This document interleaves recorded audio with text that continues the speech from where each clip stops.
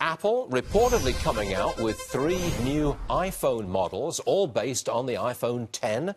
Come on in, tech watcher, Loup Ventures managing partner, Gene Munster. What is this? I mean, 3 new versions of the X? What are they? Big ones, small ones? What is it? This is exactly right. I want to give credit to Mark Gurman from Bloomberg for breaking this. But, Stuart, there are 3 phones, but I want to zero us in on the largest of the 3 phones that will likely be coming out on this fall and give some quick numbers. Is that this phone, the largest one, is going to have a dimension of 6.5 inches versus the largest iPhone today at 5.8. Now, that's not going to help your viewers understand how much bigger that phone is, but I'm going to give credit to Andrew and Will from the Loup Ventures team here for doing good algebra this morning. That phone is 25% bigger, and I want to quickly explain why 25% is a big deal. Is because half of the iPhone users out there's about 800 million, use the iPhone as their single device. They don't have a computer, and based on that, that is a very appealing phone. So this is going to have an impact on the growth rate, Stuart. Yeah, I agree with that. Look, I don't have a computer in my house. I've got this. This is what I use. And if you offer me, stop laughing. If you offer me a screen that's a bit bigger, I'll take it, because it's like a computer that you walk around with, and it's much easier to use. So are you, like me, in favor of this new and bigger version of the iPhone X? Yeah, I think consumers are going to love this. Investors will like it too. Apple's at an all-time high right now, but investors are always thinking about what's going to happen next year.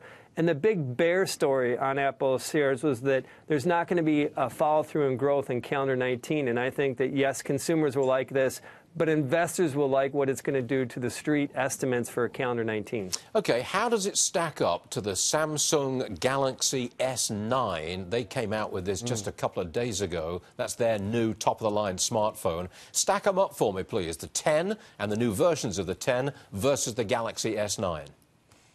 So this is going to be about a 10% bigger screen. So think of this as the monster of monsters, this new iPhone that's going to come out in the fall. So and screen size is important for people for the reasons that we talked about. As far as from a feature-to-feature basis, what the new iPhone is going to really be playing up is still this augmented reality theme. I know we've talked a lot about that, but this ability to take the virtual world and overlay it, that's something that Samsung is still struggling with to try to really integrate it with most of their phones. Can I just go back to the new, bigger version of the X that the Apple's going to come out with? Any idea on the price? It's going to be higher than the current iPhone X. The larger capacity is $1,200 right now. My best guess is this is probably a $1,300 phone for the lower capacity and maybe $1,400 for the higher capacity. Wow. Wow, who would have thought? I mean, that's right up there with a desktop, isn't it? Yeah. Just about, when you think about it. Yeah. Will you go for it? Will you go for the bigger iPhone X? I will.